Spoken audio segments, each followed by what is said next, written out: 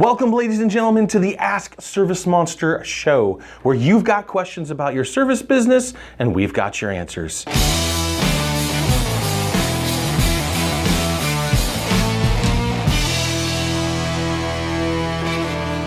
Today's question comes from Dan. He's heard me mention certification a few times, and he says, hey, is that technical training and certification really worth it? Does it equal jobs, or is it just a handful of industry do-gooders trying to reach into my pocket? ICRC, ICRA, what do we have? ICRCA, SCRT, PACR, CCI, and W. The list goes on. It's an alphabet soup. It's crazy. Every association and certification body in the service industry seems to build their names around these acronyms.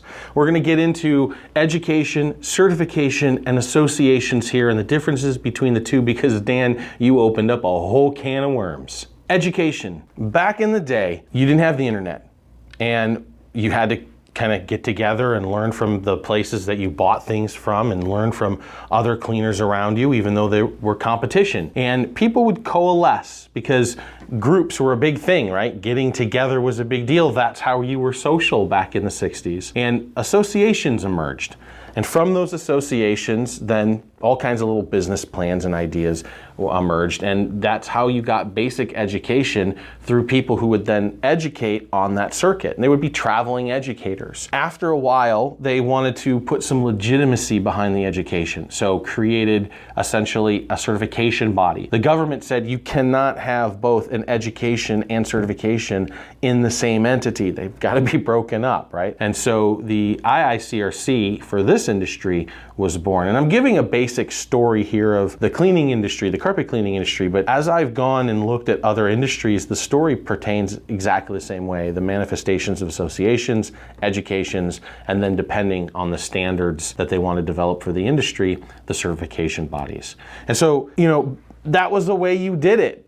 You couldn't go online and the books really weren't that available. And so those organizations grew pretty big and pretty powerful. They would then coalesce into more regional groups and even a national kind of association, and to the point where they were putting together regional regular events and then maybe once or twice a year, the trade shows that we've come to know today. And the population back then, as part of the percentage of the industry, was much larger because they didn't get their fix online, right? Chatting with other cleaners and other business owners. So just to get a general idea, certification bodies will train and certify the educators who are then responsible for then educating the general technician population, who are then taking tests to get certified and then make the firm itself, if everybody's certified within the company, a certified firm. That's the general makeup, right? The educators aren't allowed to be part of the ICRC or the certification body in any meaningful way, right? They can't be the same entity.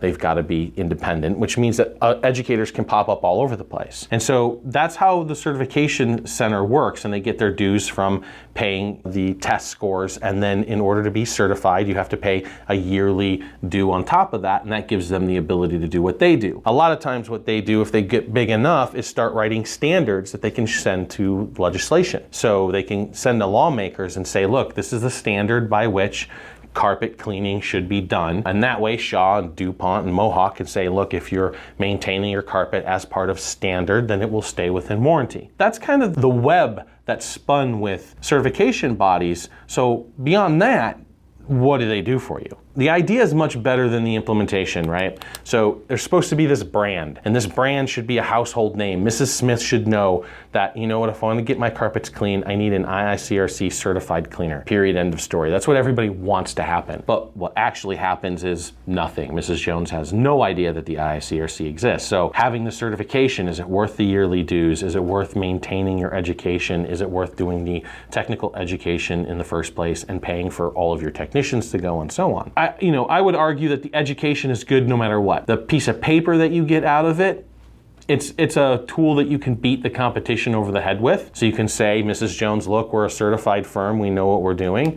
And the guys who aren't certified obviously get cut out of that loop. Is it going to kill you to not be certified? No, but you better be good at what you do. If you can be a ninja without getting the standard CCT course, then go be a ninja, and if you're great at sales, then nobody will really care. The ICRC has never done a good enough job penetrating the brand of Susie Homemaker to really make any difference in the general populace. And so that's part of the reason why they're in decline, and makes a lot of people think about, what am I really getting out of this? The way they certify technicians too is often held into question. I mean, tests, and they got to get enough people through in order to make people certified, right? Because they want those yearly dues. There's a weird agenda there that you kind of self-serving, right? So a lot of guys pass, maybe not should. I'm not saying that they didn't pass legitimately. I'm not trying to make that claim, but the tests are definitely geared to help people along the way. They want people to pass the course. And as much as they've tried, and I've heard over the decades and decades and decades that this has been going on about, you know, hands-on education and mentorship programs,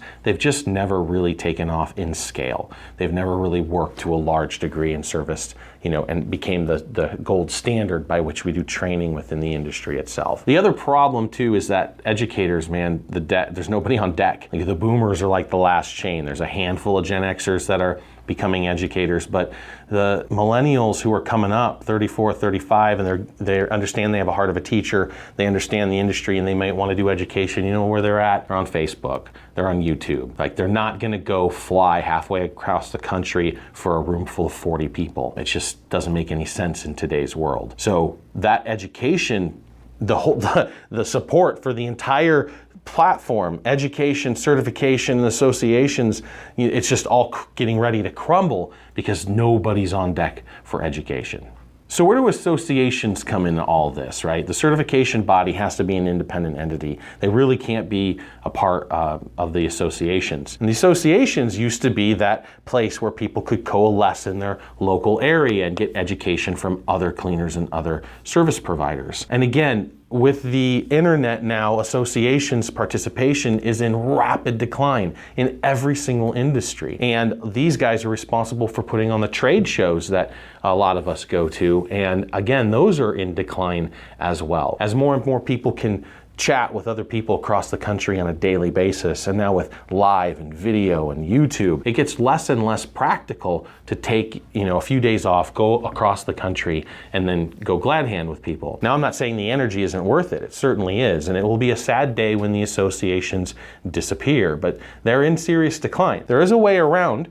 2 years ago, I wrote an article called the Association Roadmap of the Future. You can find it on the blog. Megan will post a link to it below, but it generally outlined the way that an association could win the day and become a massive modern association empire. So if you're, want to throw that down, you can go read that and then go build a plan. Good luck. So how do associations make their money? Generally speaking, those shows are a big way to draw revenue if they're able to pull it off and get enough people to pay off all the, people in Vegas that you've got to pay. Oh my God, it's crazy. I've sat in those meetings. Everybody wants to dip their hand in your pocket. If they can pay that off, then they usually make a pretty good turn on that investment. But they also will collect off membership dues. So monthly or yearly, they'll collect a small fee which supports the association's mission or whatever it wants to do. Typically it's, enough cash to put together event parties that happen maybe once a month where you have pizza and maybe you've brought out a vendor speaker to come talk to you about some education piece 75% of the time and then sell you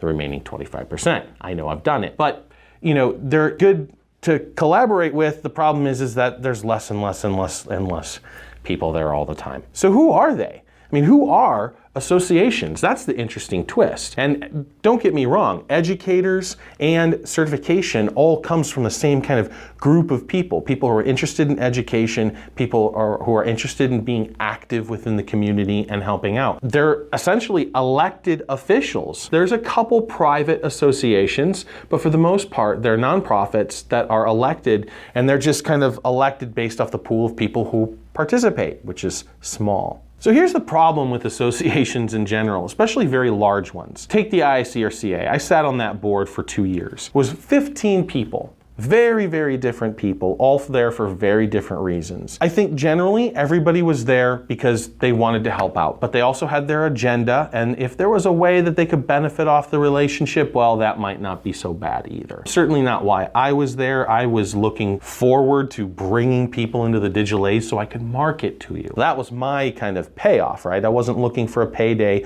from the association itself. Indeed, I never took a single dime for flight arrangements or meals, and any of the meetings that I went to. The fact of the matter is there's 15 people at the table, all with varying ideas, agendas, what needs to get done, how it needs to get done, and it takes a long time to agree to anything. You're talking around in circles, and it's just a mess. And very little gets done. And then when it gets done, it's appointed to whoever's running the organization. And this individual is a manager of sorts, but it's a very interesting role. They'll typically subcontract out the actual work to an organization that wasn't good enough to do it for the federal government, so preys upon associations, giving them half the quality at twice the price, taking 3 times as long. It's ridiculous. It's a scam the way that it's set up, and then all the money gets flushed down the drain, the projects are a failure, everybody yells at the association, and it's egg on everybody's face. The do-gooders at the top who were arguing in the room a year before are baffled as to what the hell went wrong, and the next time they meet, there's a lot of what can we do to fix it, and not a whole lot of solutions on the table. It's very frustrating. So it's just a mess, and it really comes down to following the money, the people who are involved in providing those services instead of bringing people in staff. Now, I can talk about association structures till I'm blue in the face. It isn't going to change anything. I'm trying to educate you on how things work, so I'll get off my soapbox now. The fact of the matter is, though, associations are dying, and it won't be long before they either can go away completely or something else evolves to take its place. And at this point, I'm just kicking back, waiting to see what happens. Obviously, getting education today, there's a whole bunch of sources. You're watching this YouTube channel. Hopefully you're finding it educational as well as entertaining. But at the end of the day, you can go to forums, and you can go to Facebook groups, and you can go to pen pals and Google Hangouts. Like, there's a million different places that you can go where you can actually converse with like-minded people and other business owners and other service providers and get ideas and inspiration. All right, so 3 big points here. Number 1, are they out for money? Yeah. Even though they're a nonprofit, they need funding in order to work. And they provide you with benefits. An association will typically act like a buyer's group. Well, they'll go to vendors and merchants and say, yo, I've got 5,000 people in my association. I would love to do a deal with you where I'm giving them a benefit, a discount on products and services because you have such a big group of people to pull from. And most organizations will go with that, and you can usually save a lot more money if you work the system than you put in. But then again, it takes a little bit of work. You got to think about it, and you got to hustle that program. Number 2, are they evil political hacks destined to get their own agenda solved? It depends on who you ask. If you ask the people inside the association, yeah, they're all like that. But number 3, it doesn't really matter anyways, because without the support of the millennials, they're all doomed. Until next time, kids, subscribe to our YouTube channel, go check out the demo, give us a call.